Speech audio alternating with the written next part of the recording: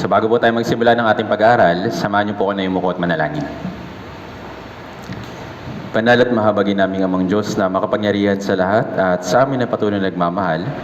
Unang-una po sa lahat, nagpapasalamat po kami sa dakilang kaligtasan na pinikalab niyo po para sa amin. Na bagamat hindi kami karapat-dapat sa inyong kaharian dahil sa lahat ng aming mga kasalanan, ngunit dahil po sa inyong napakalaking habag at pag-ibig sa amin, sa pamamagitan po ng sakripisyo ng Panginoong Jesucristo doon sa krus, na dumanak yung kanyang napakahalagang dugo, ay nalinis ang lahat naming mga kasalanan ng pangwalang hanggan. Kaya sa tuwing inaalala po namin ito, ay labis-labis po kami nagpapasalamat.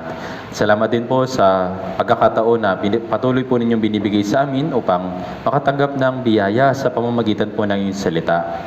Naririto po kami, humaharap sa iyong banal na salita at umaasa na makakatanggap ng pagpapala sa aming Christian life. Tulungan niyo po nawa kami upang maunawaan po namin ang iyong kalooban sa araw po na ito at naway maging kalakasan po namin ito sa natitira po namin buhay dito sa mundong ito. Aming Ama, nakita po namin na itong mundo na ito ay pasama ng pasama at patindi ng patindi ang mga tanda ng katapusan ng panahon. Kaya sinasabi nito sa amin na malapit na po kayong dumating. Kaya pakiusap aming Ama sa huling panahon po na ito, naway magawa po namin ng iyong kalooban, lalong-lalo na sa pangaral po ng Ebanghelyo sa mga ligaw na kaluluwa sa paligid po namin, upang sila rin ay magkaroon ng pananampalataya at pag-asa para sa pagpasok diyan sa inyong kaharian. Pakiusap, patuloy niyo po kaming bigyan ng kalakasan at mga bagay na kailangan po namin upang maipangaral po ang Ebanghelyo ng mas maging effective. Tulungan niyo po nawa kami sa oras po na ito at naway buksan niyo rin po ang aming puso at isipan upang patuloy na maging mapagpakumbaba at para matanggap po namin ang nais po ninyong ibigay po sa amin, lalong-lalo na ang karunungan para sa pamumuhay dito sa mundong po na ito. Kayo naming Ama, dinadalangin din po namin yung mga brothers and sisters na maaaring nakakaranas po ng mga kahirapan, physical at ganoon din sa kanilang espiritu. Patuloy niyo po silang ingatan, patuloy niyo po silang gabayan, at patuloy po ninyong silang bigyan ng panibagong kalakasan upang mapagtagumpayan po nila ang mga suliranin na kanilang nararanasan. Ganon din, may mga brothers and sisters po kami ngayon na maaaring hindi makakarating at hindi po namin makakasama. Pakiusap, ingatan niyo po sila at gabayan at patuloy niyo po silang bigyan ng higit mga pagkakataon para makasama po namin sa kalagitnaan ng fellowship. Papasalamat din po kami sa pagkakataon na binigay niyo po sa amin mula po nung natapos yung first batch ng Summer Retreat upang maipahagi ang magandang balita para sa mga ligaw na kaluluwa. Pero po kami pinaghahandaan na second batch ng Summer Retreat. Pakiusap, patuloy niyo po kaming gamitin, patuloy niyo po kaming bigyan ng kalakasan spiritually upang maipahayag po namin ang magandang balita sa mga ligaw na kaluluwa sa paligid po namin. Sa lahat po ng ito, sa iyo lamang po kami haasa at magtitiwala. Sa orasin po na ito, naway ingatan po nawa kami ng Espiritu Santo at bigyan po kami ng higit pang kagalakan at kaaliwan sa aming puso. Maraming salamat po muli. Lahat po na ito ay dinadalangin po namin sa makapangyarihang pangalan ng Panginoong Jesucristo. Amen. So buksan po natin sa ating mga Biblia sa Roma o mga aklat ng mga taga-Roma, chapter 15.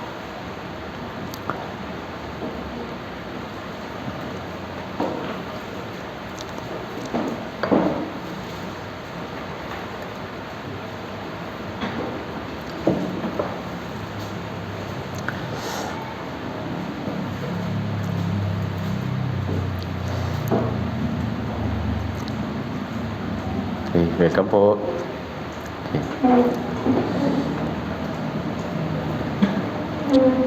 Sige po, so hanap po kayo ng pwesto.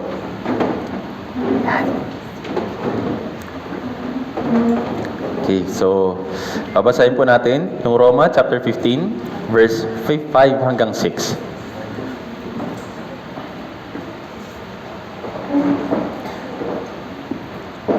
Babasahin po natin, mga taga-Roma, chapter 15, verse 5 hanggang 6. Kung nakita na po, babasahin po natin ito ng sabay-sabay.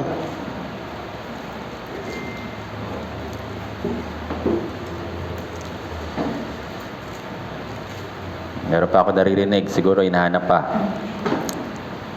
Anyway, sige po. Pag nahanap po ninyo, babasahin po natin ito ng sabay-sabay. Roma, chapter 15, verse 5 hanggang 6. Okay, wala na. Basahin po natin ng sabay-sabay, verse 5 hanggang 6, 3, 2, 1. Ngayon, ipagkaloob nawa ng Diyos ng pagtitiis at kaaliwan na kayo ay magkaisa ng pag-iisip sa isa't isa ayon kay Kristo Jesus, upang kayo na may isang pag-iisip sa pamamagitan ng isang bibig ay liwalatiin ninyo ang Diyos at Ama ng ating Panginoong Hesukristo. So muli, magandang umaga po, brothers and sisters. Kamusta po kayo? So dahil sa biyaya ng Diyos, patuloy tayong binibigyan ng panibagong pagkakataon para humarap sa Kanyang salita at makatanggap ng biyaya. So nagpapasalamat din po ako sa natapos nating first batch ng summer retreat at natutuwa po ako personally dahil marami pong mga tao na nakapakinig at marami din pong tao na nakaunawa at marami din mga tao na nagkaroon ng unang pagsunod. Yun po yung bautismo. Kaya kung titignan po natin yung ganitong isang malaki at malawakang gawain, hindi po natin ito maiisip ng sarili lang natin. Kung wala po yung tulong ng Espiritu Santo, hindi po natin ito magagawa. Kung wala rin po yung tulong ng Espiritu Santo, hindi rin po natin ito maisa sa katuparan bilang mga tao dito sa mundong ito. Kaya yung Diyos na hanggang ngayon ay kumikilos ay kasama natin para ipangaral yung magandang balita sa mga tao sa paligid po natin. Kaya ngayon, meron pa tayong panibagong pagkakataon sa second batch para sa pangaral ng Ebanghelyo sa mga ligaw na kaluluwa sa paligid natin. Hindi ibig sabihin na marami pang chance na pwedeng ibigay sa atin. Kailangan natin palaging pag-isipan na maaaring ito na yung huling chance para sa mga tao, para mapakinggan nila yung Ebanghelyo, at ito na rin yung binibigay sa atin ng Diyos ng huling pagkakataon para tulungan yung mga tao sa paligid po natin. Yes, hindi natin alam kung anong magaganap bukas, sabi sa Biblia. Kaya hindi natin pwede ipagyabang. Hindi natin pwede sabihin, siguro marami pa naman pagkakataon. Siguro pwede ko pa naman siyang i-invite sa susunod na taon na summer retreat. Baka pwede pa. Yung susunod na summer retreat, 2026, sigurado po ba sa atin? Hindi. Kaya nga, kung hindi sigurado yung bukas, kailangan natin magmadali. Kailangan natin unahan yung panahon para tulungan sila na makapakinig ng magandang balita upang magkaroon din sila ng pag-asa na katulad natin. Kasi kung hindi, alam natin kung saan sila pupunta. Mapapahamak po sila. Naintindihan po. Kung alam natin kung gaano kabigat yung kalagayan nila, hindi tayo magiging kampante at hindi tayo magiging pabaya. Kaya nga, binibigyan tayo ng Diyos ng pagkakataon para gawin o sundin yung kanyang kalooban para sa summer retreat. Kaya hindi pa po huli yung oras, hindi pa po huli yung panahon, binibigyan tayo ng Diyos ng pagkakataon. At sana, sa pagkakataon po na ito, yung mga pinagpipray po natin, yung mga family members natin na hindi paligtas, sana, sama-sama po sila makapakinig ng Bible seminar at sana magkaroon din sila ng kaligtasan na katulad po natin. Tandaan po natin, ito po yung pagkakataon lang. Yung pagkakataon, hindi po ibinibigay sa lahat ng pagkakataon. At kapag na-miss mo yun, hindi natin alam kung ibibigay pa yun sa'yo. Yun po yung ibig sabihin ng pagkakataon o yung opportunity. Naintindihan po. Tayo nga minsan, di ba? Pag mayroong magandang opportunity, physically, or minsan materially, or minsan financially, minsan ginagarap talaga natin. Talagang pinupush natin, kumbaga, para makuha yung bagay po na yun. Bakit? Alam natin na hindi sa lahat ng pagkakataon dumadating yun. Naintindihan po. Sa Espiritu, ganun din. Binibigyan lang tayo ng Diyos ng pagkakataon para ipangaral yung Ebanghelyo. Merong hangganan yung pagtitiyaga ng Diyos. Merong hangganan yung pagbibigay ng chance ng Diyos. At sana, wag natin ubusin yun sa hindi paggawa ng kanyang kalooban. Kaya sa natitira nating buhay dito sa mundong ito, ang layunin ng ating buhay pagkatapos nating maligtas ay ipangaral yung Ebanghelyo sa mga ligaw na kaluluwa sa paligid po natin. Yun yung purpose kung bakit hanggang ngayon nandito pa rin tayo. Yun po yung purpose kung bakit hanggang ngayon binibigyan pa tayo ng Diyos ng mga kailangan natin para tulungan yung mga tao sa paligid po natin. Wala na pong iba. Naintindihan po. Tayo po yung unang naligtas, tayo rin yung dapat na magligtas sa iba. Tumulong sa pagliligtas sa iba. Naintindihan po. Para magawa yun, binibigyan tayo ng Diyos ng pagkakataon para makatanggap ng kalakasan spiritually ngayong araw po na ito. Ngayon, bakit natin pag-aaralan yung Biblia? Bakit tayo palagi nakikinig ng salita ng Diyos? Bakit tayo lagi nagbabasa? Para saan? Hindi po yun pamparami lang ng kaalaman. Ito po yung tsansa na tinatanggap natin para makatanggap ng spiritual na kalakasan para magawa natin may pangaral ang magandang balita sa mga tao sa paligid po natin. Naintindihan po.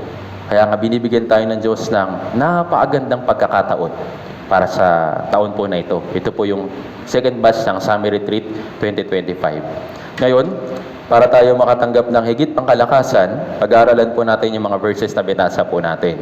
Sabi dito, babasahin ko po ulit.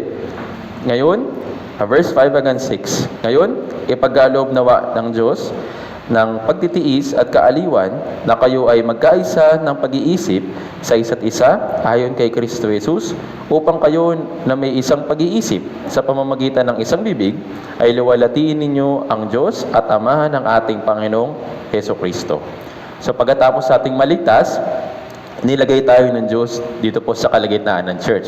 Ng pagkakaalam po natin, yung church ay hindi po tao, ay hindi po building, kundi yung mga tao na niligtas ng Diyos at yung mga tao na nasa kanila si Kristo. Yung mga taong mayroong buhay na walang hanggan, yung mga tao na may pag-asa na makakapasok sa kaharian ng Diyos, yung mga tao na tunay na anak ng Diyos. Ito po yung tunay na ibig sabihin ng iglesia dito po sa Biblia. Ngayon, tayo ay naging kabahagi ng iglesia po na ito. Ito yung iglesia ng Diyos na nilakalagay dito po sa Biblia. Yung name, wala pong nakalagay na pangalan ng iglesia ng Diyos. Kung sino yung magiging kabilang sa iglesia ng Diyos, sila yung mga tao na mayroong pag-asa sa langit.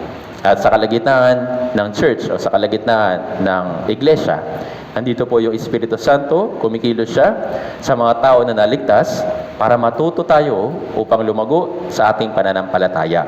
Para tayo makagkaroon ng sapat na gulang o maturity sa ating Christian life.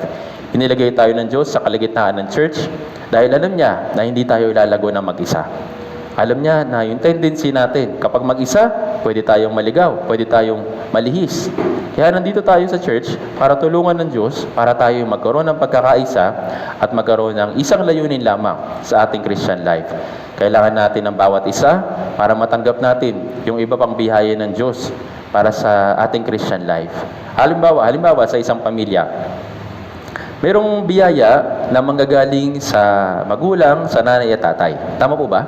At meron ding biyaya na nagagaling sa kanyang mga kapatid o sa mga physical na kapatid o yung blood relatives.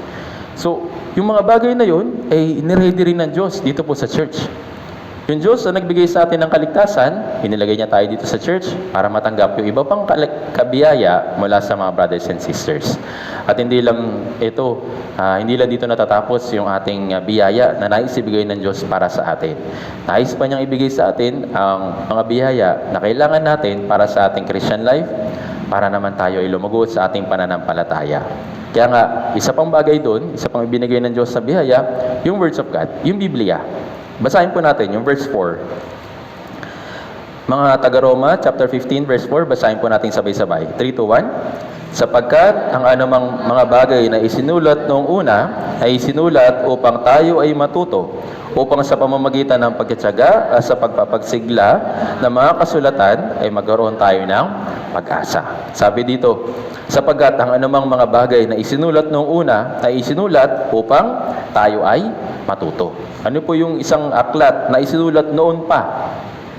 Ito po yung Biblia. Ito po yung sinaunang aklat. At sabi dito, ibinigay ito para tayo matuto. Matuto saan? Matuto ba ng kaalaman ng sanlibutan? Di po. Marami pong mga magagandang aklat dito po sa mundong ito na magbibigay sa atin ng impormasyon. Pero sa mga physical lang at mga bagay ng sanlibutan. Pero, tanging Biblia lang yung makapagbibigay sa atin ng mga bagay na may kinalaman sa langit, na may kinalaman sa mga bagay na espiritual. Wala nang iba pa. Naintindihan po. Kaya hanggang ngayon, iningatan ng Diyos ito pong Biblia para matanggap natin yung biyaya or matutunan natin yung pamumuhay pagkatapos ng kaligtasan. Naintindihan po. Unang kalooban ng Diyos para sa atin, ito po yung magkaroon ng buhay na walang hanggan. Sabi ng Diyos sa John chapter 6 verse 40, ang kalooban ng Ama ay magkaroon kayo ng buhay na walang hanggan. Naintindihan po? Yun po yung kalooban ng Diyos sa atin bilang isang nilikha. Halimbawa, yung isang gadget or isang, sabihin na nating mga technology, meron silang isang layunin para sa isang gawain. Tama po ba? Yung mga manufacturer, yung mga kumpanya, yung mga, sabihin natin, mga engineer, nagtulong-tulong para gawin yung isang bagay para sa isang layunin. Tama po ba? Kung yung layunin na yun ay matutupad mula dun sa ginawa nila, yun ay success. Tama po ba? Pero halimbawa, kung yung isang gadget kinreate nila, binuo nila, ay hindi nagagawa yung kanyang layunin. Anong tawag po dun sa gadget na yon? Failure. Tama po ba? Fail. Bakit? Hindi niya nagagawa kung ano yung tunay na layunin, kung bakit siya nalikha. Tama po ba? Ganon din po sa atin. Nilikha tayo ng Diyos, una, para matanggap yung buhay na walang hanggan. Pagkatapos nun, ano pong kasunod? Sabi sa Biblia, John chapter 15, ang panibagong kalooban ng Diyos para sa atin, manatili sa Kanya. Naintindihan po? Ito po yung kalooban ng Diyos para sa atin, para makuha natin yung mga bagay na kailangan natin para sa ating Christian life o pamumuhay pagkatapos ng kaligtasan. At isa pang bagay, yung naisibigay sa atin ng Diyos o ituro sa atin ng Diyos na Kanyang kalooban. Ito po yung binasa po natin. Hindi lang tayo ini-encourage o inuutosan ng Diyos na magsama-sama. Inuutosan niya tayo, ini-instruct tayo na magkaroon ng iisang pag-iisip ayon kay Kristo Jesus. Ito po yung magiging title ng ating sermon sa araw po na ito. Magkaisa ng pag-iisip sa isa't isa ayon kay Kristo Jesus. Alam ng Diyos na bawat isa sa atin, merong kanya-kanyang sariling background, merong kanya-kanyang sariling nature, merong kanya-kanyang sariling way of thinking. Pero sa loob ng church, tinuturuan tayo na magkaroon ng isang pag-iisip ayon kay Kristo Jesus. Naintindihan po? Bakit? Tayo po ay kumikilos bilang isa. Hindi po tayo magkakaiba. Kung tayo ay naging kabahagi ng church, tayo na po ay isa. Naintindihan po? Iisang katawan, pero kahit na ganun, iba't iba mang bahagi, pero iisang katawan. Naintindihan po? Pwede ba yung katawan natin na nakakabit sa atin, iba yung purpose na gagawin? Halimbawa, yung ating kanang paa, lalakad siya ng pakaliwa. Nagagawa natin, pero hindi po yun yung purpose niya. Tama po ba? Yung kaliwang paa, kaliwa yung kaliwang side, yung panlakad. Sa kanan, ganun din. Sa kamay, ganun din. Yung ating mga mata, bibig, tenga, lahat ay merong kanya-kanyang purpose. Pero, iisang purpose. Para kumilos yung isang tao accordingly. Naintindihan po. Kaya ganun din po sa loob ng church. Nais ng Diyos na bagaman tayo magkakaiba, nais niya na magkaroon tayo ng isang pag-iisip ayon kay Kristo Jesus. Naintindihan po. Kailangan po natin i-emphasize yung pagkakaisa ayon kay Kristo Jesus. Ayun, dito po, halimbawa.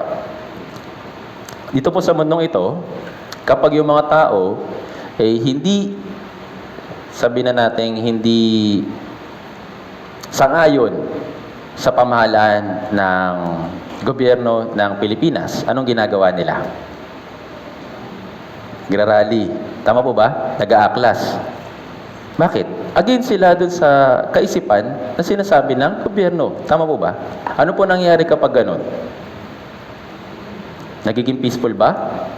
Hindi. Nagkakaroon ng kaguluhan. Tama po ba?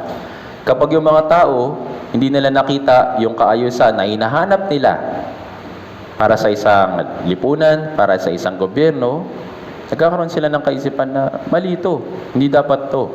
Kaya kailangan kong magsalita, kailangan kong i-voice out yung paniniwala ko para marinig ako ng gobyerno.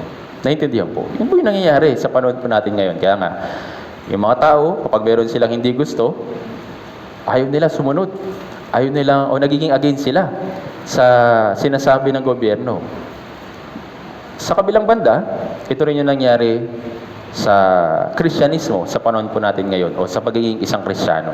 Kapag mayroong sinabi yung Diyos na para bang minsan, ang hirap na sundin, na para bang siguro hindi naman ganon, baka naman hindi ganyan, baka pwede naman ganito.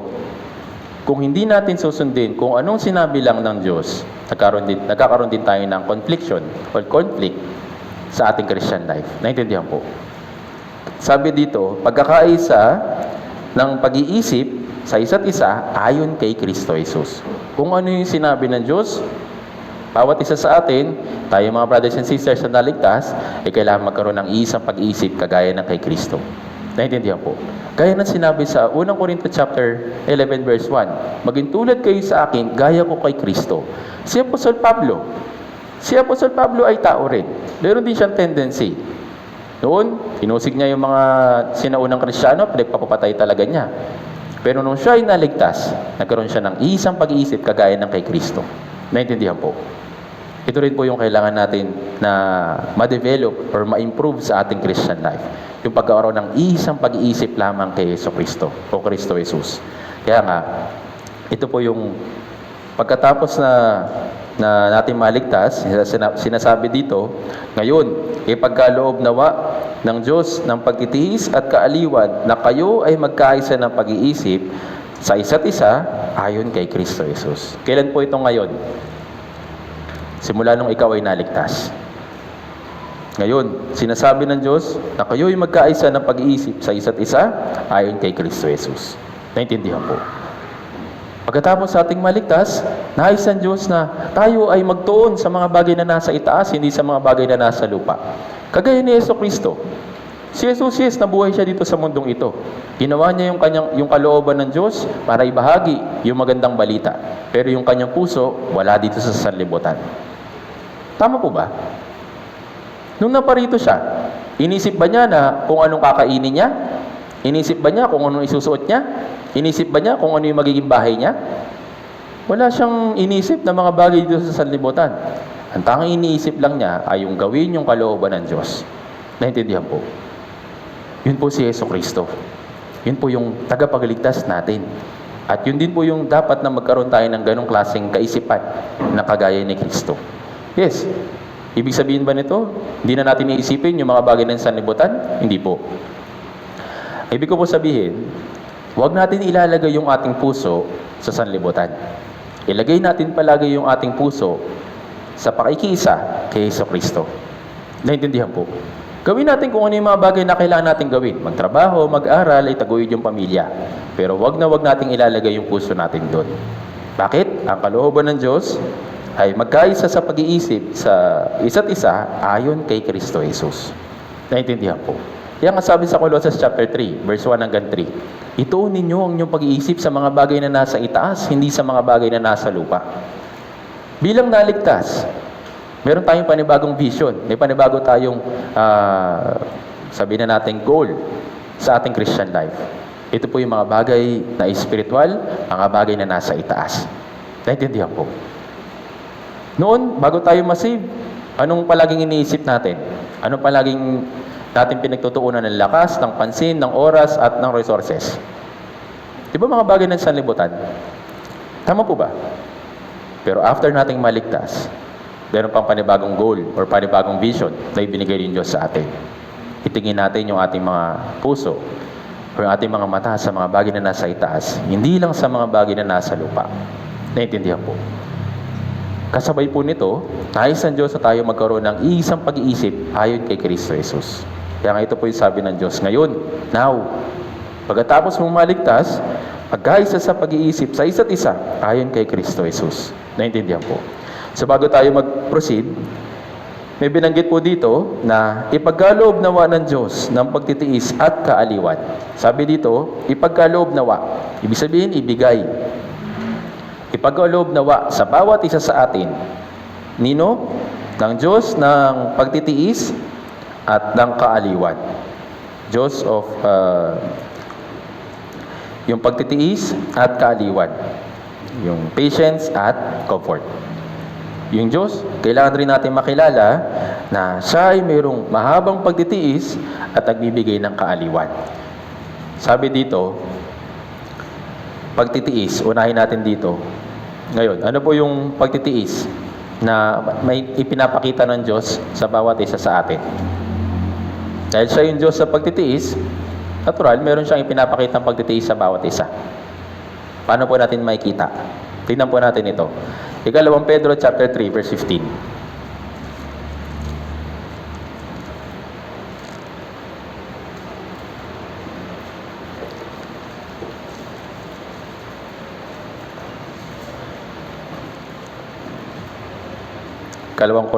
Ikalawang Pedro chapter 3 verse 15.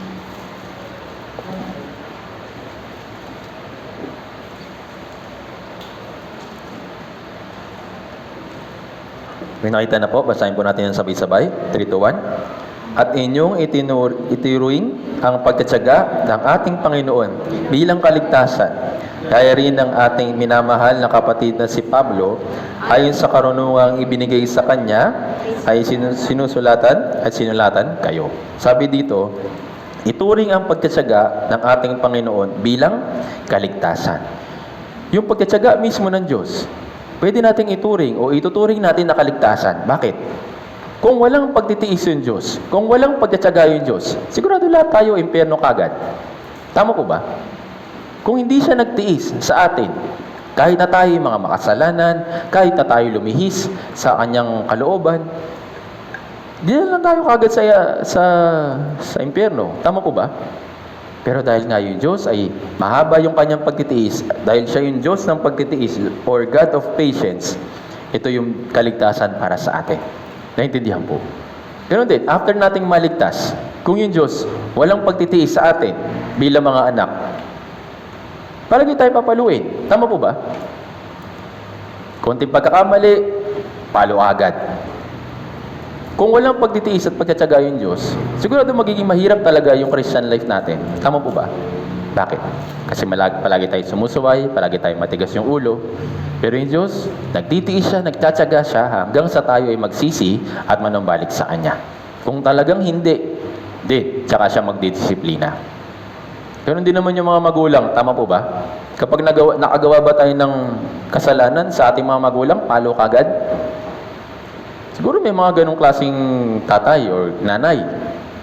Pero yung mga karamihan sa mga tatay or nanay o mga magulang, is nagtsatsaga sila, tinitiis sila yung pagkakamali ng kanilang mga anak. Nagbibigay sila ng pagkakataon. Tama po ba? Yun po yung pagtitiis, yun po yung kaligtasan na ibinigay ng Diyos para sa atin. Isang magandang halimbawa dito, yung panahon ni Noe. Yung panahon ni Noe, nakita na ng Diyos na napakasama na ng tao. Tama po ba? Yung buong mundo, noong time po na yun, ay punong-puno na ng kasamaan. Tama po ba? Ngayon, nilipol ba kagad ng Diyos yung mundo noong time po na yun? Hindi po.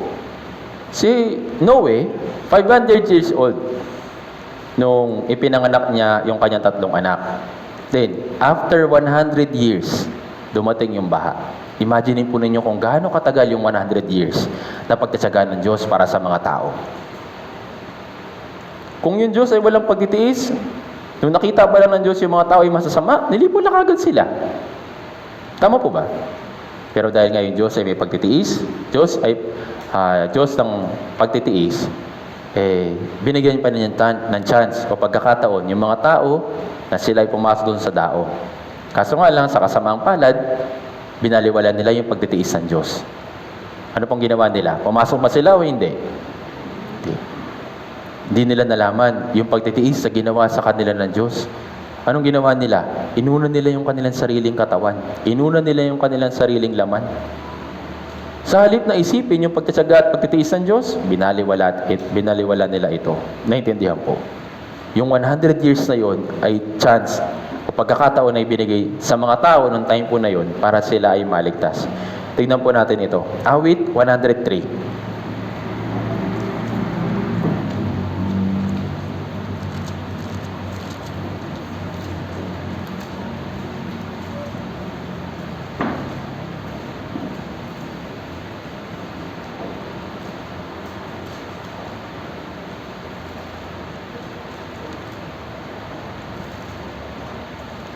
Basahin po natin. Awit 103, verse 8 hanggang 10. Awit 103, verse 8 hanggang 10. Basahin po natin ng sabay-sabay. 3, 2, 1. Ang Panginoon ay mahabagin at mapagbiyaya. Hindi magagalitin at sa tapat na pag-ibig ay sagana. Hindi siya laging makikipaglaban, ni pananatilihin ng kanyang galit magpakailanman. Hindi niya tayo pakikitunguhan ayon sa ating mga kasalanan, ni ganantihan tayo ng ayon sa ating mga kasamaan. So ito po yung pag-ibig ng Diyos para sa atin. Yung pagtitiis at pagtatyaga ng Diyos ay kaligtasan. Naintindihan po. Kasi kung yung Diyos, hindi siya mahabagin, hindi siya mapagbiyaya, kundi siya ay magagalitin at wala siyang pag-ibig, ano mangyayari sa atin? Tayong lahat ay mapupuksa. Tama po ba? Pero dahil nga yung Diyos ay mahabagin at mapagbihaya, hindi magagalitin at sa tapat na pag-ibig ay sagana. Kaya tayo mayroong pagkakataon, kaya tayo nakaka-recover sa ating Christian life. Naintindihan po. Isa pang magandang halimbawa ng pagtatyaga at pagtitiis ng Diyos. Noong time na si Abraham ay nanalangin para sa Sodoma, para hindi sila mawasak. Siya yung namagitan para sa kanila, para ipag-pray or makiusap sa Diyos para hindi wasakin yung Sodoma. Tingnan po natin ito. Genesis chapter 18. Genesis chapter 18, verse 22 hanggang 33. Medyo mahaba po.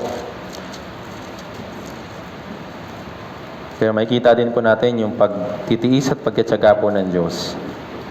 Genesis chapter 18, verse 22 hanggang 33.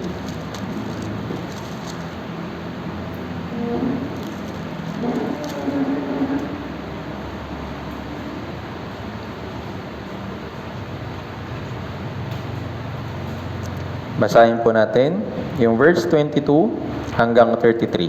Genesis chapter 18, verse 22 hanggang 33. Basahin po natin ng sabay-sabay. 3, 2, 1. At ang mga lalaki ay lumayo mula roon at nagtungo sa Sodoma, samantalang si Abraham ay nanalangin nakatayo sa harapan ng Panginoon. Lumapit si Abraham at nagsabi, ang mga banal ba ay iyong lilipuling kasama ng mga masama? Halimbawang may 50 banal sa loob ng bayan, lilipulin mo ba? At di mo patatawarin ang lugar na iyon, alang-alang sa 50 banal na nasa loob noon? Malayong gagawa ka nito na ang banal na iyong papatayin kasama ng masama. Ano pat ang banal ang makatulad? Malayong mangyari iyan. Di ba? Gagawa ng matuwid ang hukom ng buong mundo. At sinabi ng Panginoon, kung makatagpo ako sa Sodoma ng 50 banal sa loob ng bayan, patatawarin ko ang buong lugar ayon. Sumagot si Abraham at nagsabi, mangangahas ako magsalita sa Panginoon, akong alabok at abo lamang.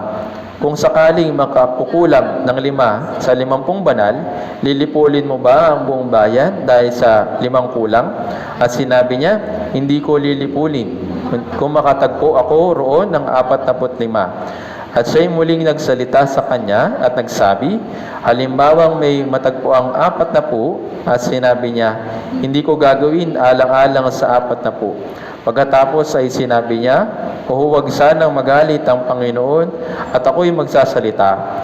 Kung sakaling may matagpo ang doong 30, at sinabi niya, hindi ko gagawin ng ng 30. At kanyang sinabi, ako'y mangangahas magsalita sa Panginoon.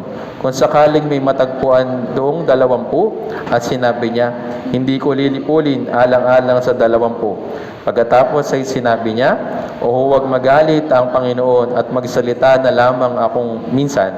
Kung sakaling may matagpuan doong 10, at sinabi niya, hindi ko lilipulin alang-alang sa 10. At umalis ang Panginoon pagkatapos sa makipag-usap kay Abraham, at si Abraham ay nagbalik sa kanyang lugar. So yun nga, nakatakda na wasakin yung Sodoma noong time po na yon. Dahil sa kasamaan po nila. Alam natin yung kasalanan ng Sodoma noong time po na yon ay talagang sobrang tindi.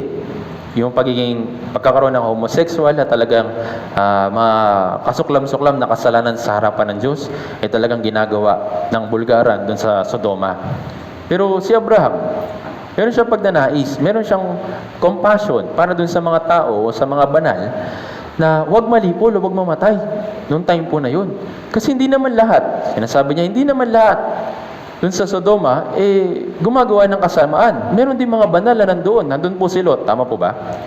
Noong time po na yun, sabi ng Diyos, sabi ni Abraham, kung may 50 na banal, pwede ba na huwag mong lipulin yung Sodoma? Sabi ng Diyos, oo. Hindi ko sila lilipulin. 40, 45, 30, 20, hanggang sa 10. Sabi ng Diyos, hindi ko sila lilipulin. Pero alam natin yung kwento. Binasak ng Diyos yung Sodoma at Gomora. Bakit? Kung meron namang pagtitiis at pagtsatsaga yung Diyos, bakit pa rin binasak ng Diyos yung Sodoma at Gomora? Kasi wala siyang matagpuan na kahit na isa doon sa Sodoma at Gomora na banal. Naintindihan po? Yes, may pagkakataon na malipol. May pagkakataon na makatakas sa paglipol yung Sodoma. Kaso nga lang, nawala sila ng chance. Naintindihan po? Yung pagtitiis ng Diyos ay sa pamamagitan o pinapakita ni Abraham. Yung Diyos Ama, siya yung hahatol. At si Abraham, siya yung kumakatawan bilang tagapamagitan para maipakita yung pagiging matiisin ng Diyos. Yun po si Jesus o nagre-represent kay Jesus Christ. Naintindihan po. Sabi sa Biblia, kapag tayo nagkakasala, merong namamagitan sa atin. Merong nagsasabi sa atin, Diyos Ama, patawarin mo siya. Siya ay mahina. Siya hindi pa niya nalalaman kung ano yung dapat gawin. Pakiusap, wag mo siyang hatulan. Kaya yung Diyos, hindi niya tayo hinahatulan. Naintindihan po. Dahil merong namamagitan sa atin. Dahil po yun po yung pagtitiis po ng Diyos. Naintindihan po. Naintindihan? Kaya nga nais ng Diyos na makilala siya ng mga tao na mayroong pagtitiis. Diyos na may pagtitiis at Diyos na may kaaliwan. Isa pang halimbawa, nung time na si Moises ay umakyat sa bundok ng Sinai at kinausap yung Diyos at binigay ng Diyos yung 10 utos nung time po na yun, nabalitaan ni Moises na yung mga tao sa baba, sa halip na maghintay, sa halip na alalahanin yung Diyos na nagligtas sa kanila, ano pong ginawa nila? Gumawa sila ng gintong guya. Dahil sa gintong guya na yun, nagalit yung Diyos. Pero winasak ba sila kaagad nung time po na yun? Hindi po. Sino pong namagitan sila sa kanila? Si Moises. Tignan po natin yung kwento po na ito. Exodus chapter 32.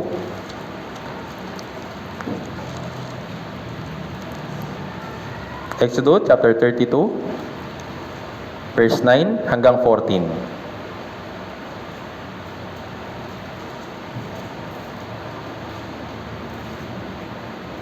Ito na po yung tagpo na gumawa sila ng gintong guya. Ayun, nakiusap si Moises sa Diyos o yung Panginoon na huwag silang lipulin. Basahin po natin Exodus chapter 32 verse 9 hanggang 14. 3 to 1. At sinabi ng Panginoon kay Moises, aking nakita ang bayang ito, napakatigas ng kanilang ulo. Kaya mag-alab laban sa kanila at aking lipulin sila. Ngunit ikaw ay aking gagawin isang dakilang bansa.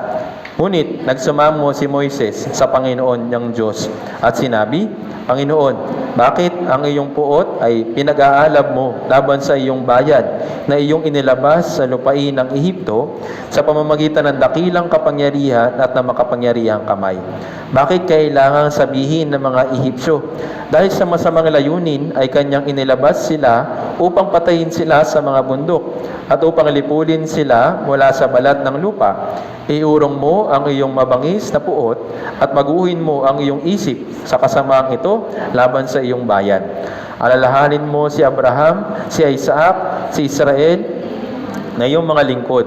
Sa kanila ay sumumpa ka sa iyong sarili at sinabi mo sa kanila, aking pararamihin ang iyong binhi na gaya ng mga bituin sa langit at lahat ng lupaing ito na aking ipinangako ay aking ibibigay sa iyong binhi at kanilang mamanahin ito magpakailanman. At nagbago ang isip ng Panginoon sa masama na kanyang sinabing gagawin niya sa kanyang bayan. Yes, namagitan si Moises para sa mga Israelita. Kahit na sila, nilabas na nga sila ng Diyos. Ipinakita na ng Diyos sa kanila yung kanyang kapangyarihan, yung kanyang kaliwalatian, nung inilabas sila dun sa Egypt. Kaso nga lang, ito po mga Israelita na ito, sabi nga dito sa verse 9, di ba? Napakatigas ng kanilang ulo. Bakit? Napakatigas ng kanilang puso dahil hindi pagsampalataya sa Diyos. Yun po yung malaking kasalanan na para sa kanila. Tama po ba? Ready nang parusahan sila ng Diyos. Pero ang sabi ni Moises, Diyos, pakiusap, mahabag ka sa kanila. Sila ay iyong bayan. Ipakita mo yung kahabagan mo sa kanila. Ipakita mo yung pagtitiis mo sa kanila. Kaya nilipol ba sila? After nilang gumawa ng malaking kasalanan sa Diyos? Hindi. Ito po yung napakalaking pagtitiis ng Diyos para sa kanyang bayan. Naintindihan po. Kaya kung hindi natin mauunawaan yung isang side ng Diyos Yung pagtitiis ng Diyos para sa atin, yung puso natin hindi magiging mapagpasalamat. Naintindihan po? Ito po'y biyaya para sa atin na yung Diyos ay maging pagtitiis. Kung hindi siya magtitiis, kung hindi siya magpapasensya sa atin, talagang mapuparusahan tayo. Tama po ba? Pero dahil ngayon Diyos ay may pagtitiis, siya yung Diyos ng pagtitiis, nakakatanggap tayo ng repentance or makakapanumbalik tayo sa Kanya. Naintindihan po? Kaya nga, yung Diyos ng pagtitiis ay nagbibigay sa atin o nag-uutos sa atin na magkaroon tayo ng pagkakaisa ayon kay Kristo Jesus. Ayun, sabi po dun sa main verse na binasa po natin, Diyos ng kaaliwan. Siya yung Diyos ng pagtitiis at siya rin yung Diyos ng kaaliwan. Paano ipinapakita ng Diyos yung kanyang kaaliwan? Tingnan po natin ito. Ikalawang Korinto chapter 1, verse 3 hanggang 5. 2 Corinthians chapter 1, verse 3 hanggang 5.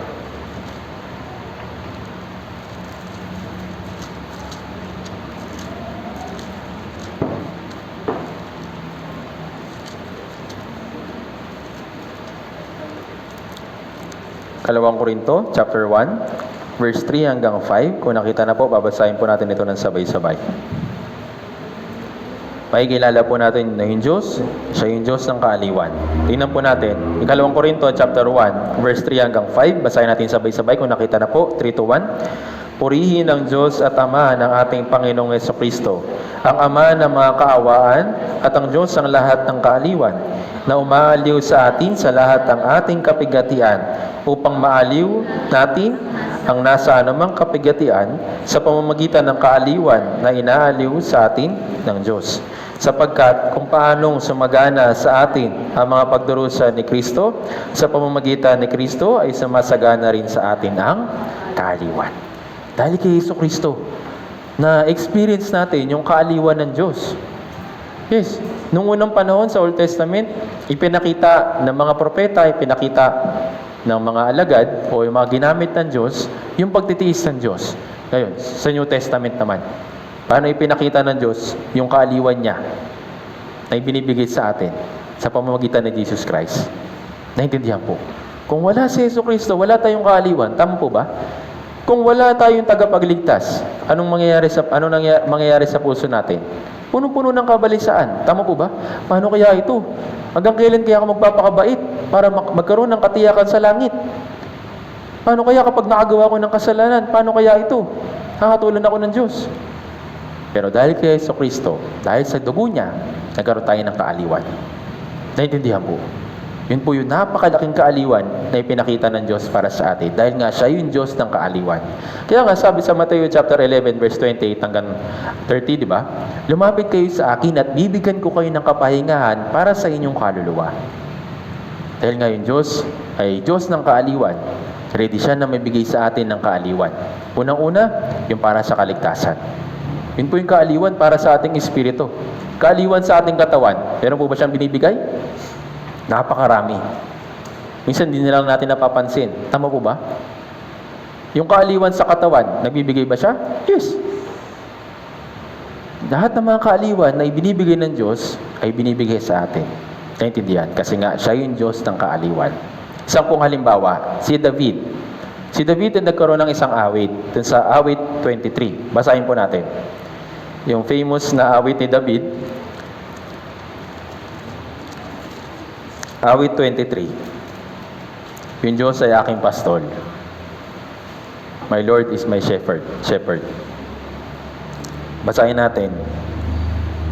Basahin natin mula verse 1 hanggang 4. Awit 23, verse 1 hanggang 4. Basahin natin sabay-sabay. 3 to 1. Ang Panginoon ay aking pastol. Hindi ako magkukulang. Pinahihiga niya ako sa luntiang pastulan. Inaakay niya ako sa tabi ng mga tubig ng kapahingahan. Pinunumbalik niya ako, niya ang aking kaluluwa. Inaakay niya ako sa mga landas ng katwiran, alang-alang sa kanyang pangalan. Pagaman ako'y lumakad sa libis ng lilim ng kamatayan, wala akong katatakutang kasamaan, sapagkat ikaw ay kasama ko, ang iyong pamalo at ang iyong tungkod, inaaliw ako ng mga ito. Mismong si Haring David, na-experience niya yung kaaliwan ng Diyos. Kahit sabi daw niya, kahit daw siya lumakad sa libis ng lilim ng kamatayan, wala siyang anumang katatakutan. Dahil nga nakilala niya yung Diyos na may kaaliwan. Naintindihan, yung comfort niya ay nasa Panginoon. Yung comfort niya hindi nanggagaling sa tao, hindi nanggagaling sa sitwasyon, hindi nanggagaling sa pagkain, hindi nanggagaling sa mga lugar. Pero ano po nangyari sa panahon natin ngayon? Yung kaaliwan na dapat makuha ng mga tao, hinahanap nila sa iba. Hindi nila hinahanap sa Diyos. Tama po ba? Kaya yung mga tao na umaasa sa tao, minsan nasasaktan. Bakit? Hindi naman yung tunay na kaaliwan para sa kanila. Yung tunay na kaaliwan ay matatagpuan lang natin kay Jesucristo. At yung mga tao na umaalis kay Kristo, nagkakaroon ng kaguluhan. Minsan, meron po ako nakikita ng mga brothers and sisters na wala na sa church. Noon nakasama namin sila, noon nakapagpatuloy sila sa Christian life nila. Pero nakakalungkot na sila rin lumihis or hindi na nakapagpatuloy sa kanilang Christian life. Kasi kapag nakita ko sila sa social media, tinitignan ko, parang okay naman. Parang mukha namang maayos yung naging buhay nila kahit wala sila sa church. Kahit wala silang, hindi sila nagpapatuloy, hindi sila nakikinig, ganyan. Walang pag-attend. Talagang totally wala. Pero nakita ko, okay naman yung buhay nila. Pero sa katunayan, okay ba talaga sila? Sa paningin ng Diyos, hindi sila okay. Bakit? Yung kaaliwan na hinahanap nila ay hindi tunay na kaaliwan. Peking kaaliwan. Pansamantalang kaaliwan. Tama po ba? Pero yung mga tao na bulag, yung mga Kristiyano na ito, nabulag sa mga kaaliwan na ito. Akala nila magiging masaya sila kapag wala sila sa church. Akala nila magiging masagana sila kapag wala sila sa church. Pero nakakalungkot. Mas pinipili nila yung mga bagay ng sanlibutan, sa tingin nila siguro doon daw nila makukuha yung kaaliwan para sa kanila. Isa pong magandang halimbawa dito si Demas. Si Demas, sabi sa Biblia, minahal, inibig yung sanlibutan. Kasama na siya sa ministry ni Apostol Pablo sa pangaral ng Ebanghelyo. Pero nakita niya yung kahirapan, nakita niya yung mga pagdurusa, nakita niya yung mga pag-uusig, hindi niya nakita yung kaaliwan na naisibigay sa kanya ng Diyos. Ano nangyari? Iniwan niya sila Apostol Pablo. Bumaling siya. Inibig niya yung sanlibutan. Tandaan po natin, bawat isa po sa atin kailangan magbantay sa ating Christian life. Nasaan mo ba hinahanap yung kaaliwan mo? Kung yung kaaliwan mo ay nandito sa church, kailanman hindi ka aalis. Kung nahanap mo na yung kaaliwan mo sa iba, sigurado, balang araw, aalis ka. Pero kung para sa iyo, yung kaaliwan para sa espiritu mo ay nananatili sa salita ng Diyos, kahit anong mangyari, kahit anong kahirapan, hindi ka aalis. Tama ba?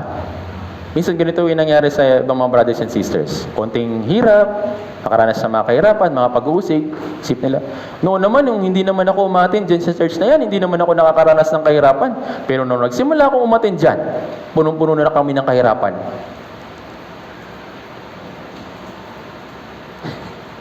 Nasisipa tuloy yung church.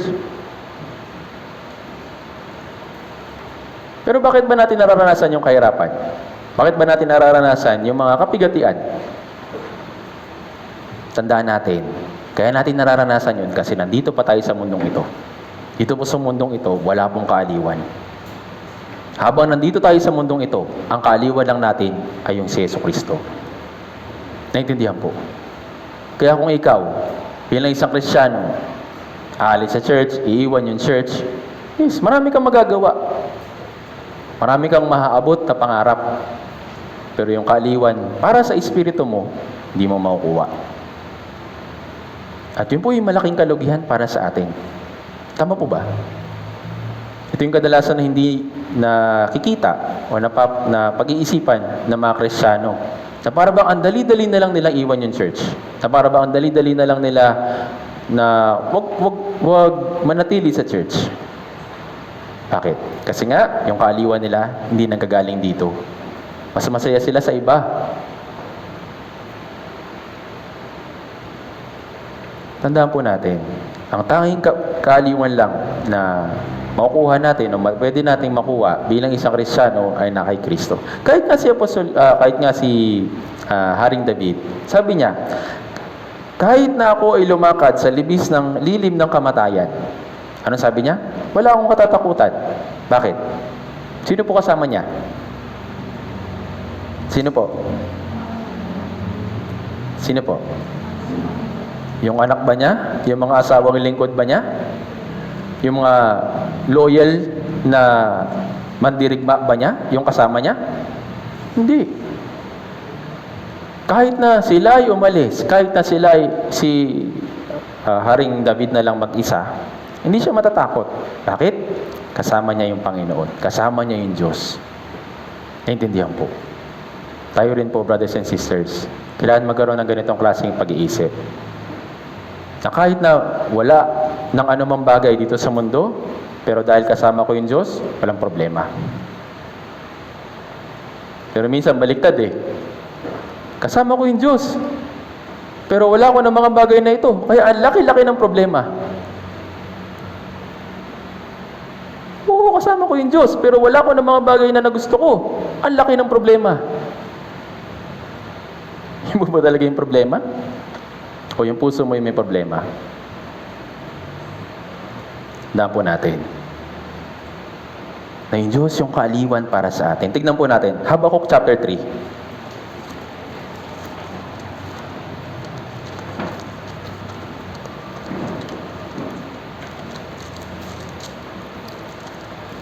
Habakuk chapter 3, verse 17 hanggang 18.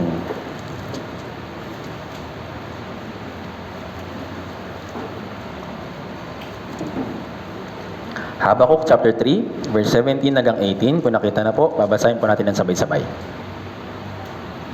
Okay, nakita na po, basahin natin ng sabay-sabay. 3, 2, 1. Bagamat ang puno ng igos ay hindi mamulaklak, di magkaroon man ng bunga sa mga puno ng ubas, ang olibo ay hindi magbubunga, at ang mga bukid ay hindi magbibigay ng pagkain. Ang kawan ay aalisin sa kulungan, at hindi na magkakaroon ng bakahan sa mga silungan. Kaya may magagalak ako sa Panginoon. Ako'y magagalak sa Diyos ng aking kaligtasan. Sabi mismo ni Propeta Habakuk, kahit daw na hindi mamulaklak yung puno ng igos, walang pagkain. Kahit naman yung puno ng ubas, hindi magbigay ng bunga. Kahit na yung olibo, wala ring bunga. Kahit yung bukid, hindi nagbigay ng pagkain. Kahit na hindi magkaroon ng kawan o hindi magkaroon ng bakahan, hindi siya magkaroon ng silungan. Pero na kanino, yung kaaliwan niya, sabi dito, gayunmay, magagalak ako sa Panginoon. Ako'y magagalak sa Diyos ng aking kaligtasan. Kung talagang naunawaan natin yung kaligtasan, kung talagang naunawaan natin kung sino si Jesucristo sa buhay natin, hindi natin ito pagpapalit sa iba. Naintindihan po? Tandaan natin, nasa Kanya lang yung kaaliwan na kailangan natin spiritually. Yung mga bagay na physical, material, bonus na lang yun sa atin. Kung talagang tunay tayo naligtas, kahit na may kahirapan, may mga pagdurusa, at kahit na pang parang wala, na para tayo na yung pinakakawawa sa mundong ito, pero kung dahil ikaw ay naligtas, sa harapan ng Diyos, ikaw yung pinakamapalad. Naintindihan po. Minsan naririnig ko po ito na minsan testimony ng mga brothers and sisters na inuusig sila. Yan kasi church ka ng church Puro kahirapan na yung nararanasan mo, church ka kasi ng church. Bakit? Saan ba sila nakatuon? Akala nila kapag tayo naging anak ng Diyos, magiging smooth lahat. Pero yun ba yung kalooban ng Diyos? Na maging smooth lahat? Hindi po dito sa sanlibutan. Doon sa langit, oo. Pero habang nandito ka pa, dito sa sanlibutan ito, expect mo na magkakaroon ng iba't ibang mga kahirapan, iba't ibang mga pag-uusig, iba't ibang mga pagdurusa na mararanasan ka bilang anak ng Diyos. Pero, sa likod nun, nandun yung Diyos ng kaligtasan. Na yung Diyos ng pagtitiis, yung Diyos na magbibigay sa iyo ng kaaliwan. Naintindihan po. Kaya huwag tayong mangamba, huwag tayong magkaroon ng kabalisaan. Yes, normal po yun sa atin. Pero kaya nga nandito yung Biblia, nandito yung salita ng Diyos para i-remind tayo na yung Diyos yung ating kaaliwan. Naintindihan po. Isa pang halimbawa, Isaiah 66.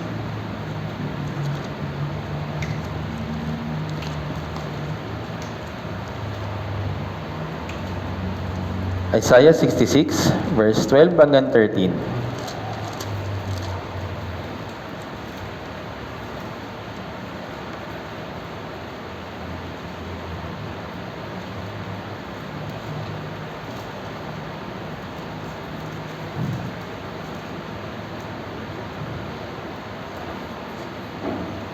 Isaiah 66, verse 12 hanggang 13. Basahin po natin ito ng sabay-sabay kung nakita na po. Nakita na? Okay, basahin natin. Isaiah 66, verse 12 hanggang 13, 3, 2, 1. Sapagkat ganito ang sabi ng Panginoon, narito, ako'y magbibigay ng kapayapaan sa kanya na parang isang ilog, at ang kaluwalhatian ng mga bansa ay parang umaapaw na batis, at iyong sususuhin, kayo'y kakalungin sa kanyang balakang, at lilibangin sa kanyang mga tuhod. Gaya ng inaliw ng kanyang ina, gayon ko aaliwin kayo, kayo'y aliwin sa Jerusalem. So, para sa mga Israelita, kahit na 2,000 taon sila na pinarusahan, 2,000 taon sila inusig at pinagpapatay at halos maubos na. Pero yung Diyos, may pangako pa rin sa kanila ng kaaliwan.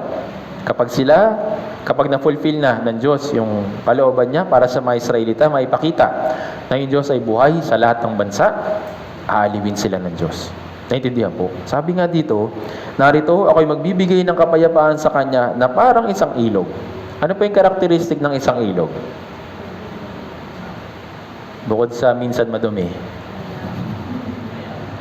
minsan tinatapunan ng mga basura. Overflowing. Tama po ba?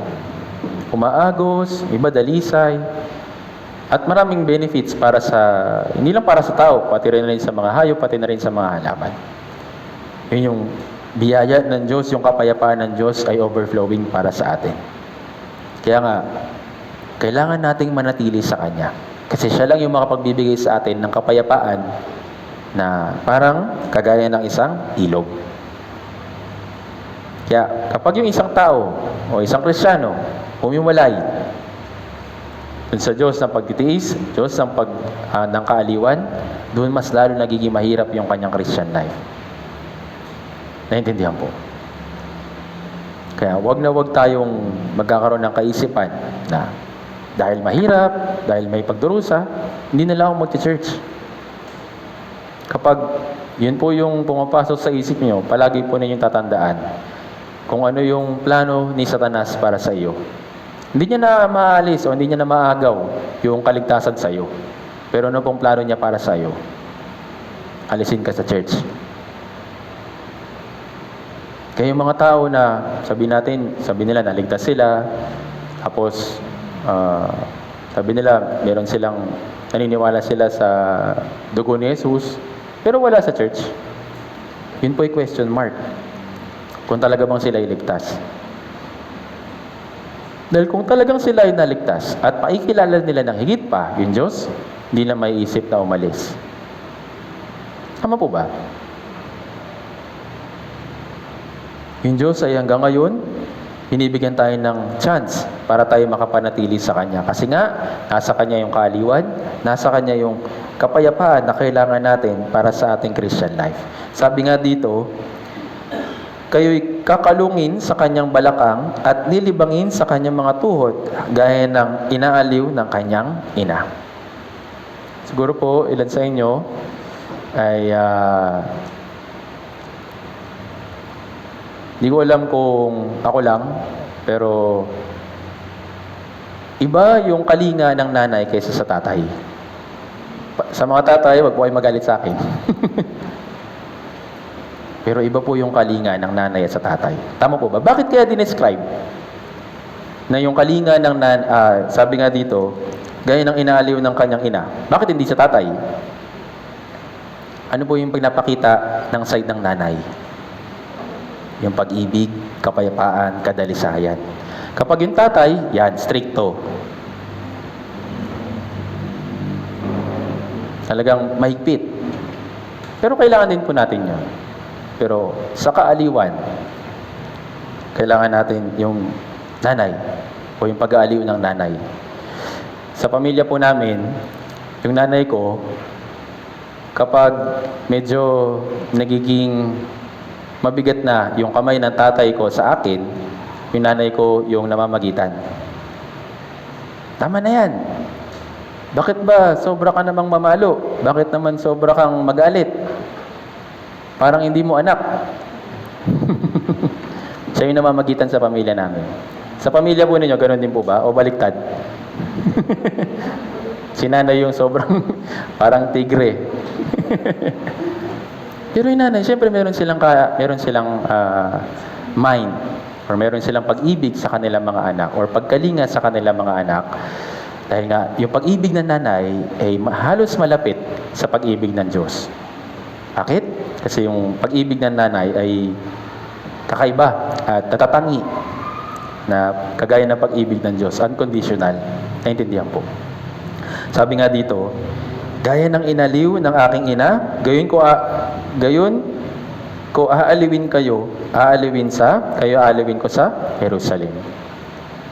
Kaya tandaan po natin, yung mga Israelita, ikinalat sila sa iba't ibang bansa, iba't ibang lugar. At dun sa mga lugar na yun, talagang pinatay, talagang pinarusahan sila. Pero nung yung Diyos kumilos at ibinalik sila sa Jerusalem, dun sila nagkaroon ng comfort. Anong ibig sabihin nito sa atin? Sa labas, maraming may kaguluhan. Maraming mga iba't ibang mga kabigatian o pagdurusa na pwede nating ma-experience. Pero saan natin matatagpuan yung kaaliwan? Dito po sa loob ng church. Naintindihan po. Para sa mga Israelita, yung kaaliwan nila nasa Jerusalem. Ngayon, bilang mga Kristiyano, nasaan niyo po yung kaaliwan ninyo? Huwag niyo pong sabihin sa mga brothers and sisters na kakilala po ninyo, kaibigan ninyo, o kaklose ninyo. Palaging hanapin natin yung kaaliwan sa Diyos, dito sa loob ng church. Naintindihan po? Naintindihan?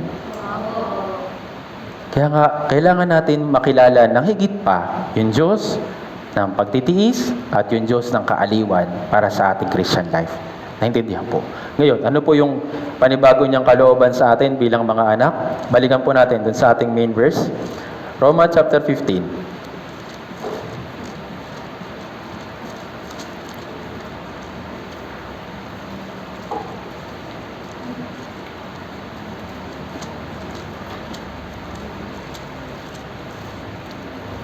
Romans chapter 15, babasahin ko po ulit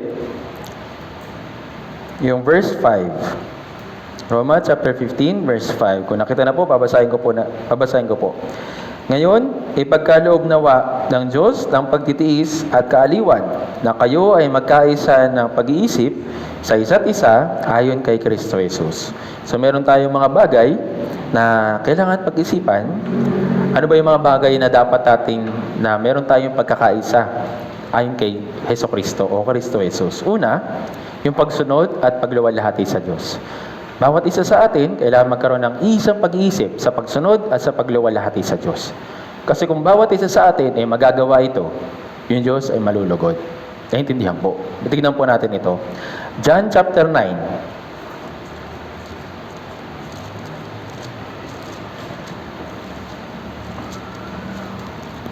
John chapter 9 verse 4.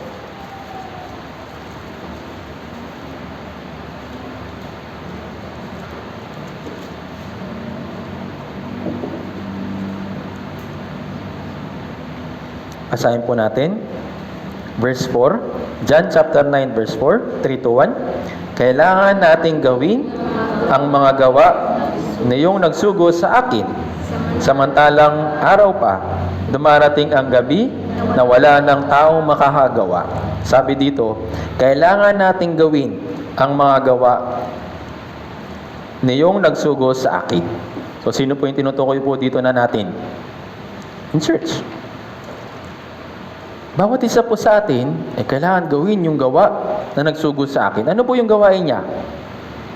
Ano po yung gawain na dapat siya yung gagawa? Na ipinagkaloob sa atin? Yung kaligtasan, di naman tayo magliligtas. Tama po ba? Pero ano po yung gawain o mga gawa na kailangan nating gawin habang tayo nandito sa mundong ito? Matthew chapter 28, verse 18 hanggang 20. Kung mababasa po ninyo sa churches, yun po yung dalawang gawa na dapat nating gawin na magkakasama bilang isang church. Ano po yung una? Tingnan na lang natin. Matthew chapter 28.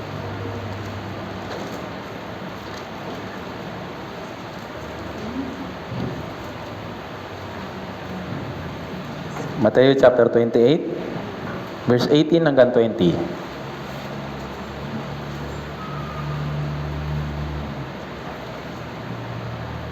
Basahin natin ng sabay-sabay. Kung nakita na po, 3, 2, 1. Lumapit si Jesus at sinabi sa kanila, ang lahat ng otoridad sa langit at sa ibabaw ng lupa ay ibinigay na sa akin.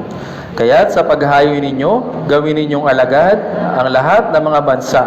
Bautismuhan ninyo sila sa pangalan ng Ama at ng Anak at ng Espiritu Santo.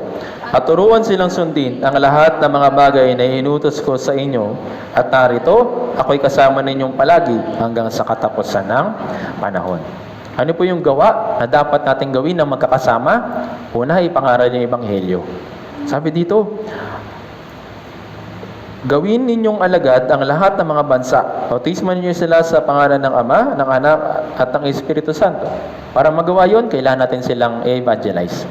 Pangalawa, ano po yung dapat natin gawin? Sabi dito, turuan silang sundin ang lahat ng mga bagay na inutos ko sa inyo. So yung dalawang bagay na yun. Yung dalawang bagay na yun, hindi natin magagawa na mag-isa. Kaya nga sabi doon, kailangan natin gawin. Ibig sabihin marami.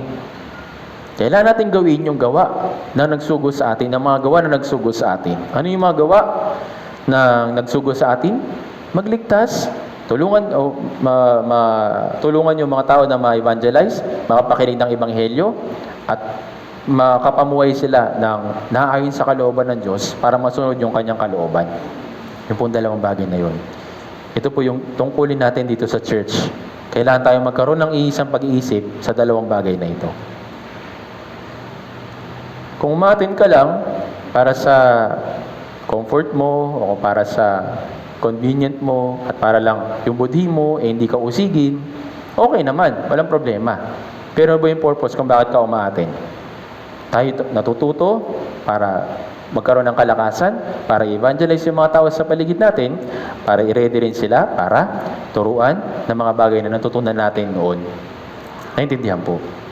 Kaya nga, napakahalaga ng bagay po na ito po yung unang dapat natin na magkaroon ng pagkakaisa sa bawat isa. Naintindihan po.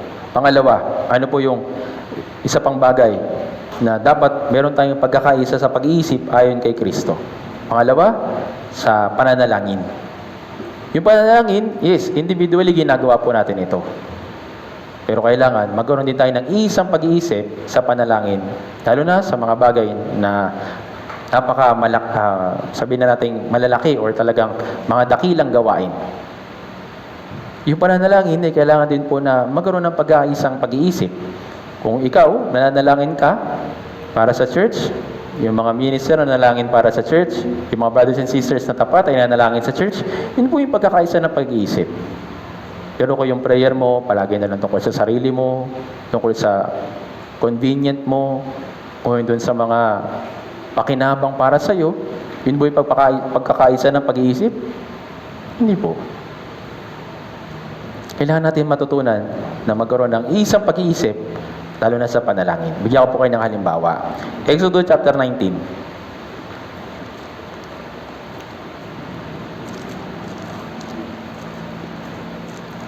Exodus chapter 19, verse 1 hanggang 8. Meron pong tagpo po dito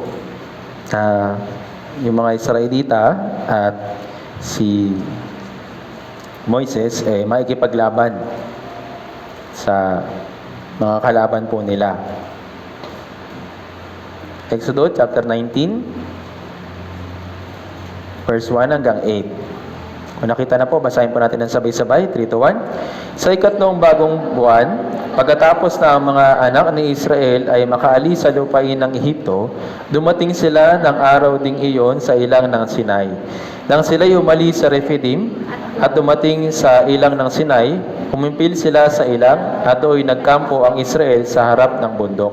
Si Moises ay umakyat tungo sa Diyos at tinawag siya ng Panginoon mula sa bundok na sinasabi, "Ganito ang sasabihin mo sa sambahayan ni Jacob at sasabihin mo sa anak ni Israel. Inyong nakita ang aking ginawa sa mga Ehipsyo at kung paanong dinala ko kayo sa mga pakpak ng agila at kayo'y nilapit ko sa akin.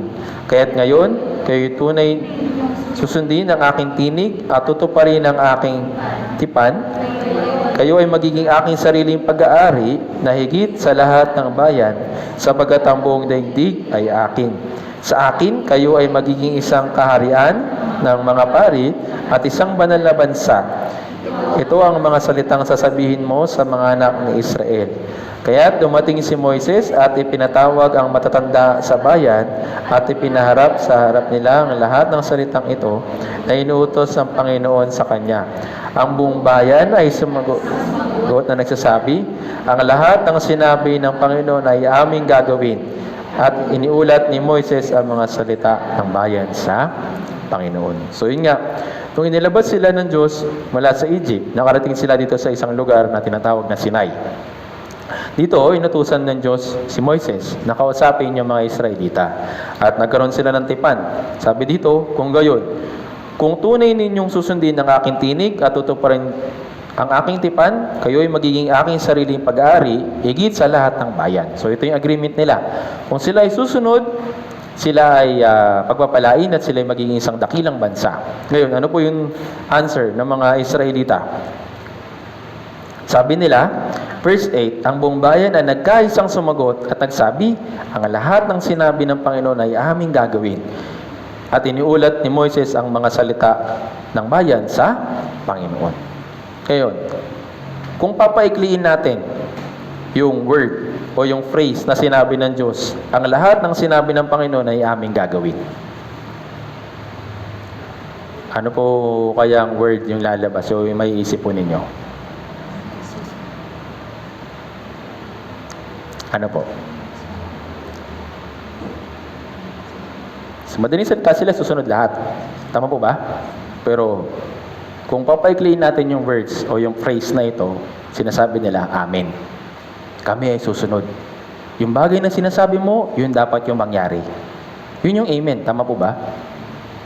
Yung mga Israelita, meron silang pagkakaisa ng pag-iisip na sumunod lahat para sa kalooban ng Diyos. Yun din po yung dapat na maging prayer natin. Kaya nga sinasabi natin, di ba, Amen, pagtapos ng prayer natin. Ngayon, para saan po yun? Para lang ba mag-close yung prayer natin? Para dumilat na? Pagsang-ayon kung ano yung sinabi at ano yung pinagpipray at yung puso natin ilalagay natin kasama dun sa prayer na yun. Naintindihan po.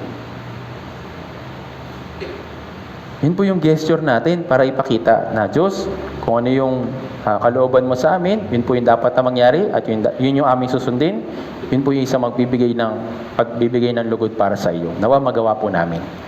Yun po yung Amen. Naintindihan po. Pagsang-ayon kung ano yung sinabi. Naintindihan po. Pero yun nga, kung nagiging formalidad na lang para sa atin, yung prayer, or nagiging formality na lang, minsan, opening, closing, nagpipray. Pero personally, hindi nagpipray. Ano pong ibig sabihin ng gano'n? Hindi ka nakikiisa. Tama po ba? Kung para sa'yo, mahalaga kung ano yung kalooban ng Diyos, at yun yung dapat na mangyari, yun din po yung dapat na ilagay sa puso mo. Naintindihan po. Kagaya ng mga Israelita, kagaya ng panahon ni Moises, kagaya ng panahon ni Abraham, ni Josue, kagaya ng panahon ni David. Lahat sila mayroong pagnanais sa sumunod sa Diyos. Naintindihan po. Isa pa po, halimbawa, Exodus chapter 17, verse 8 hanggang 14.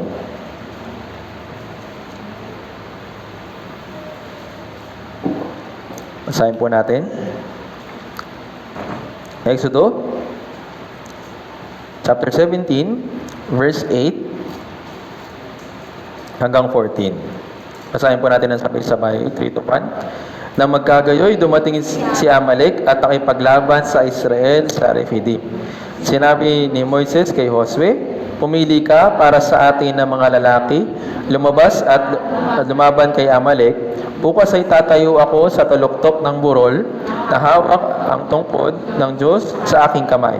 Ginawa ni Josue ang sinabi ni Moises sa kanya at nakipaglaban kay Amalek, at sina Moises, Aaron at Hur ay umakyat sa tuktok ng burol. Kapag itinaas ni Moises ang kanyang kamay, ay nananalo ang Israel. At kapag kanyang binababa ang kanyang kamay, ay nananalo ang Amalek. Subalit, ang mga kamay ni Moises ay nangalay, kaya't sila'y kumuha ng isang bato at inilagay sa ibaba at kanyang inupuan. Inalalayan ni na Aaron at Hur ang kanyang mga kamay, at ang isa'y sa isang panig, at ang isa'y sa kabilang panig. At ang kanyang mga kamay ay nanatili sa itaas hanggang sa paglubog ng araw. Nilupig ni Josue si Amalek at ang bayan nito sa pamamagitan ng talim ng tabak. Sinabi ng Panginoon kay Moises, "Isulat mo ito bilang alaala sa isang aklat at basahin mo ito sa pandinig ni Josue na aking lubusang buburahin ang alaala ni Amalek sa ilalim ng langit." So yun nga, meron silang paikipaglaban. Si Josue, yes, meron silang sabi na nating skill or sabi na nating kakayahan na labanan yung mga kalaban nila ng mga Amalekita. Pero sa kabilang banda, yung mga Amalekita, equipped din sila. Meron din silang skill, meron silang strength para labanan yung mga Israelita. Kaya nga, match lang yung kanilang labanan time na yon. Pero alam natin kung paano sila nanalo. Hindi dahil sa strength nila Josue at yung mga Israelita. Bakit sila nanalo? Bakit po? Sabi dito, kapag itinataas ni Moises yung kanyang kamay, nananalo sila. Kapag bumababa, natatalo sila. Ito po'y kumakatawan sa prayer. Yung prayer ni Moises makapangyarihan. Tama po ba? Pero kaya ba niya mag-isa? Ano nangyari sa kanya? Nangalay. Anong ginawa ni Aaron at ni Hur? Binigyan siya ng bato para upuan. Sapat na ba? Ano po yung ginawa nila pagkatapos? Inalalayan nila. At yung pag-angat ni Moises ng kanyang kamay, hanggang kailan? Hanggang sa paglubog ng araw. Imagine po niyo kung gaano katagal yung time po na yun. Kaya kung dito natin makikita kung gaano kahalaga yung sama-samang panalangin ng isa't isa. Kung hindi tayo magkakaroon ng isang pag-iisip sa prayer para manalo sa isang labanan, hindi tayo magtatagumpay. Naintindihan po. Isa pang halimbawa, yung summer retreat. Kaya po na lagi ko ina-explain, yung summer retreat, hindi po yun oras ng bakasyon. Hindi po yun oras ng pag-aliwan, ganyan. Hindi po. Yun po yung oras ng digmaan. Hindi po digmaang pisikal, kundi digmaang espiritual. Ngayon, ano yung paraan para manalo tayo sa digmaan na yun? Napakahalaga yung prayer. Naintindihan po. Yung mga preacher po, nung nakarang summer retreat, pinag-pray nyo po ba? O nakafocus ka lang, sana po maligtas yung mga kaluluwa na nandito. Tapos yung mga preacher, bahala sila. Malaki na sila. Alam na nila yan. Pinag-pray nyo po ba? Kung hindi, sana, yung second batch ng summer retreat, isama mo sa prayer mo. Yes, meron silang kakayahan, meron silang kapangyarihan. Pero sapat na ba yung kanilang kakayahan at kapangyarihan? Hindi po. Kailangan nila ng tulong ng church. Kailangan nila ng tulong ng bawat isa. Hindi man natin magawang tulungan sa lahat ng aspeto, pero sana yung prayer ay magawa natin. Naintindihan po. Kahit nga si Apostol Pablo, kahit na siya, dakilang apostol, humingi siya ng prayer request sa mga brothers and sisters na sana ipag-pray siya, buksan yung kanyang bibig, bigyan siya ng kalakasan para mabuksan yung mga puso ng mga nakikinig sa kanya. Si Apostol Pablo lang ba yung nangangailangan ng prayer? Sino pa po?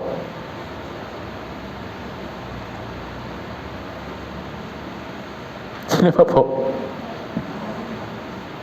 Sino pa po? Ako, di nyo alam. Sino po? Sige po, sino? Sino po? Parang ayaw nyo. Yes, yung mga minister din po natin kailangan ipag-pray. Tama po ba? Kung paanong sila nagnanais nilang maipangaral ng maayos, malinaw, yung magandang balita, yung ebanghelyo ng kaligtasan, kailangan magkaroon din tayo ng pag-iisip na kagaya nito. Diyos, tulungan niyo po sila. Bigyan niyo po sila ng kalakasan. Naintindihan po? Hindi po yun isang bagay na madaling gawin, alam niyo po. Kahit na matagal na po namin ginagawa yung pagba-Bible seminar, hindi po yung madaling gawain. Naintindihan po? Kaya kailangan po ng prayer ng bawat isa, lalo na sa pangaral ng Ebanghelyo. Naintindihan po? Ngayon, yung mga Israelita, yes, may kalakasan sila. Si Josue, may kalakasan sila. Si Moises, meron siyang eagerness na ipag-pray yung mga brothers and sisters kahit hindi na siya kasali dun sa digmaan. Sino po yung kasama niya na tumulong sa kanya sa panalangin? Si Aaron tsaka si Hur. Naintindihan po? Sila'y nagtiyaga na itaas yung kamay ni Moses hanggang sa paglubog ng araw. Hanggang sa manalo sila. Naintindihan po? Ito po'y kumakatawan sa pagkakaisa ng pag-iisip, lalo na sa panalangin para sa isang digmaan. Naintindihan po? Ito po'y whole operation, yung Summer Retreat. Hindi po gawain lang ito or yearly na gawain ng Philippine Life World Mission. Kung kasali ka doon, ikaw rin ay dapat manalangin. Naintindihan po? Kung itinuturing mo na ikaw ay brother and sister, anak ng Diyos, kailangan yung puso mo ilagay mo rin doon sa panalangin. Naintindihan po? Yes, may prayer tayo sa mga ligaw ng kaluluwa. Pero minsan, maaaring napapalampas natin, na-overlook natin. Hindi na natin ipinag-pray yung nasa ministry, hindi na natin na ipag-pray yung mga gumagawa, hindi natin ipag-pray yung mga nagsasakripisyo. Okay na lang, na sana maligtas yung pamilya ko, okay na sana maunawaan ng in-invite ko. Wala namang problema dun. Pero ano po yung mas effective na maging prayer natin? Ipag-pray natin lahat. Alam niyo po, meron pong narinig na isang kapatiran. Tatanong siya, kung mahalaga yung prayer, ano po yung ipag-pray ko?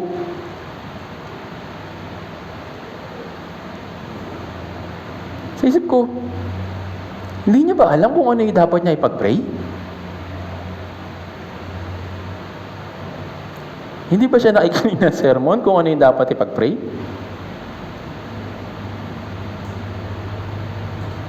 Tandaan po natin, ang kalooban ng Diyos para sa bawat isa sa atin, magkaroon ng iisang pag-iisip, kagaya ni Kristo din naman. Naintindihan po. Yung sama-samang panalangin, sama-samang pagsasakripisyo ay napakahalaga. Tignan po natin ito. Colossians chapter 4. Colossians chapter 4. Verse 3.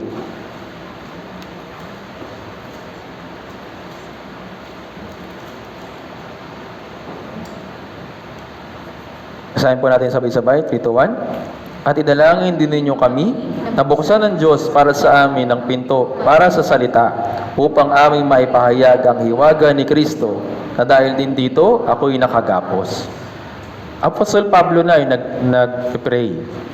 Humingi ng prayer request sa mga brothers and sisters. Ano pong sabi dito? Idadalangin din nyo kami. Para saan?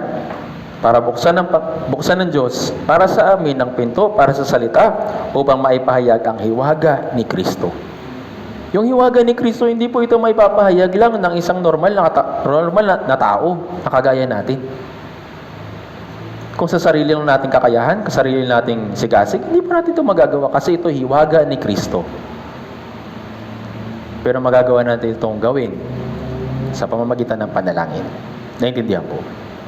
Kaya mga Israelita, noong time po na yun, Nanalo sila dun sa mga Amalekita. Hindi dahil sa strength nila, hindi dahil sa skill nila, kundi dahil sa prayer.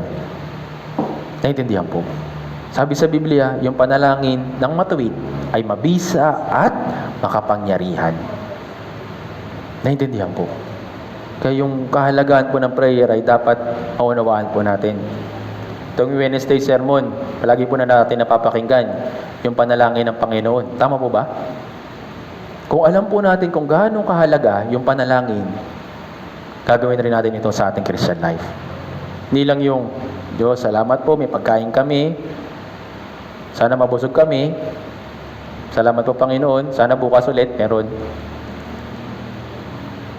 Yes, wala lang po problema sa ganun. Pero hanggang doon na lang ba yung magiging prayer mo? Tandaan po natin, yung Christian life ay paglago. Paglago sa pagbabasa, paglago sa panalangin, paglago sa fellowship, at paglago sa pagsasakripisyo, paglago sa pag-evangelize. Naintindihan po. Lahat po ay dapat may paglago. Kung paanong noon, mga ilang chapter lang yung nababasa mo, siguro maabot na ng 5, 6, 7, or kaya 10, yung improvement ay mahalaga. Ganon din sa prayer. Kung noon, siguro 2 minutes, 3 minutes, tapos ka na. Gaano po katagal yung pinakamatagal po ninyong prayer?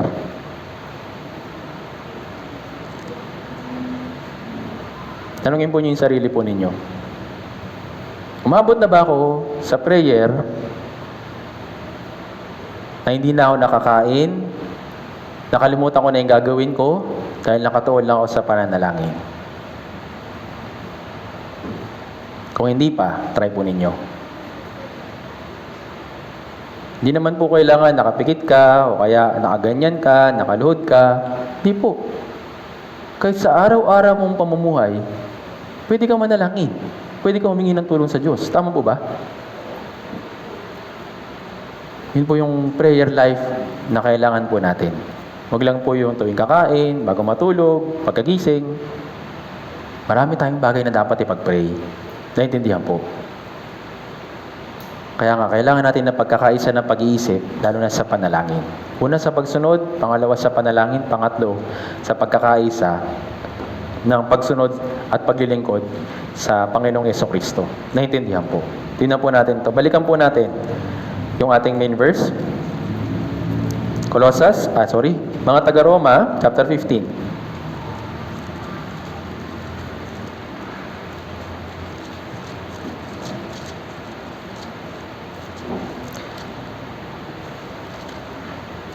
Kung magagawa po natin ito, meron po pangako ng Diyos. May pangako po yung Diyos. Basahin po natin, verse 6.